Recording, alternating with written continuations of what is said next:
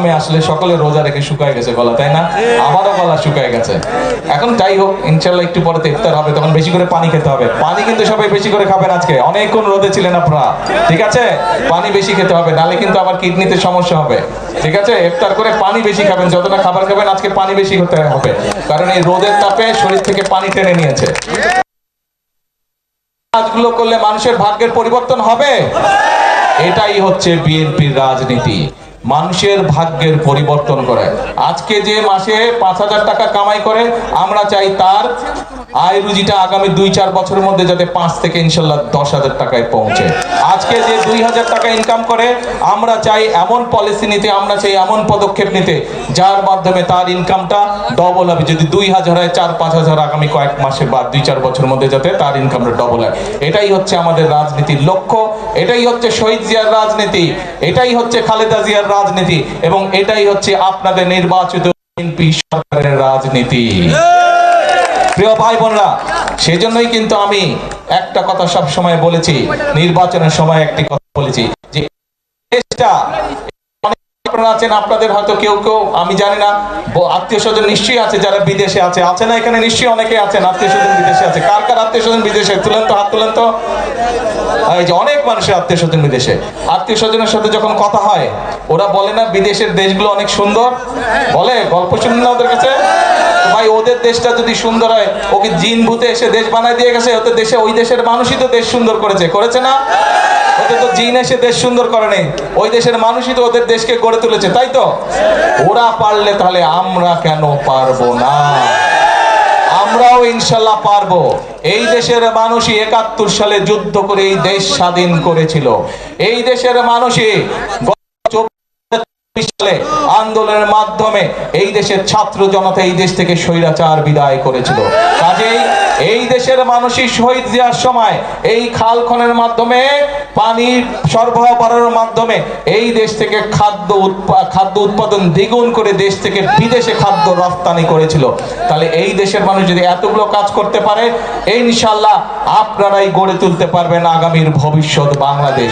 শুধু আমাদেরকে পরিকল্পনা করতে হবে এবং আমাদেরকে সতর্ক সজাগ থাকতে হবে যে বিভিন্ন রকম কথাবার্তা বলে কারা দেশে বিশৃঙ্খলা তৈরি করতে চায়, তাদের বিরুদ্ধে আমাদেরকে সজাগ থাকতে হবে। পারবেন? কে পারবেন? খেয়াল রাখতে হবে। অনেকে আছে মিষ্টি মিষ্টি কথা বলে কিন্তু বিভ্রান্ত করতে চায়, কিন্তু আমাদের রাজনীতি হচ্ছে কৃষকের উপকার করা, আমাদের রাজনীতি হচ্ছে মা বোনদেরকে স্বাবলম্বী করে তোলা, আমাদের রাজনীতি হচ্ছে এলাকার মানুষ, দেশের মানুষ, গ্রামের মানুষ কিভাবে ভালো চিকিৎসা পেতে পারে সেই ব্যবস্থা গড়ে তোলা। আমাদের রাজনীতি হচ্ছে আমাদের সন্তানেরা, ভবিষ্যৎ প্রজন্মেরা কিভাবে লেখাপড়া করে মানুষ হতে পারে, সেটি হচ্ছে আমাদের রাজনীতি। আমাদের রাজনীতি হচ্ছে কি করে মানুষের কর্মসংস্থানের ব্যবস্থা করব, সেটি কৃষিতেই হোক, সেটি শিল্পে হোক, সেই ব্যবস্থা গড়ে তোলা। কিন্তু এই কাজগুলো যদি করতে হয়, আমি কিন্তু একা পারবো না। কাকে লাগবে সাথে? কাকে লাগবে? জনগণকে সাথে লাগবে। নির্বাচনে যেমন আপনারা ধানের শীষের সাথে ছিলেন, নির্বাচনের সময় যেমন আপনারা আমাদেরকে সমর্থন দিয়েছেন, এখনো কিন্তু আপনাদের সমর্থন ছাড়া কিন্তু আমরা এই কাজগুলো করতে পারবো না। জনগণের সমর্থন ছাড়া দেশ উন্নয়নের কাজ করা সম্ভব নয়, জনগণ সমর্থন দিলে। কারণ আমরা বিশ্বাস করি জনগণই হচ্ছে আমাদের সকল ক্ষমতার উৎস, এবং সেই জন্যই জনগণের সমর্থ, অর্থাৎ এই দেশের মালিক কারা? কারা দেশের মালিক? জনগণ। জনগণ কারা? কারা? জনগণ। হ্যাঁ, নিজেকে দেখা বলেন আপনারা। এই দেশের মালিক হচ্ছেন আপনারা। কাজে মালিক যদি সাথে থাকে, তাহলে আমরা ইনশাআল্লাহ করে তুলতে পারবো, যে কোনো পরিকল্পনাকে সফল করতে পারবো। সেই জন্য আসুন, আজকে শুরু হোক এই খাল খনন কর্মসূচি আমরা উদ্বোধন করেছি। এই খাল খনন কর্মসূচির মাধ্যমে, এই খাল খনন কর্মসূচির মাধ্যমে আজকে দেশ গড়ার কর্মসূচির কাজ আমরা শুরু করলাম ইনশাআল্লাহ।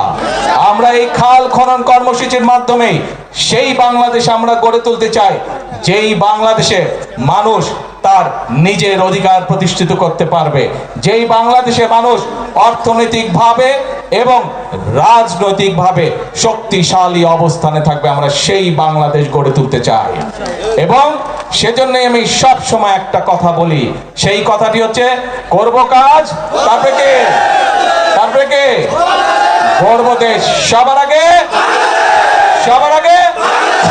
কি ভাই, ওই যে দূরে যারা আছেন সবার আগে কে? বাংলাদেশ। আসুন আমরা আমাদের সেই বাংলাদেশকে গড়ে তুলি। আজকে এই যে খাল কাটা কর্মসূচি, এটি হোক আমাদের প্রতিজ্ঞা, এটি হোক আমাদের শপথ।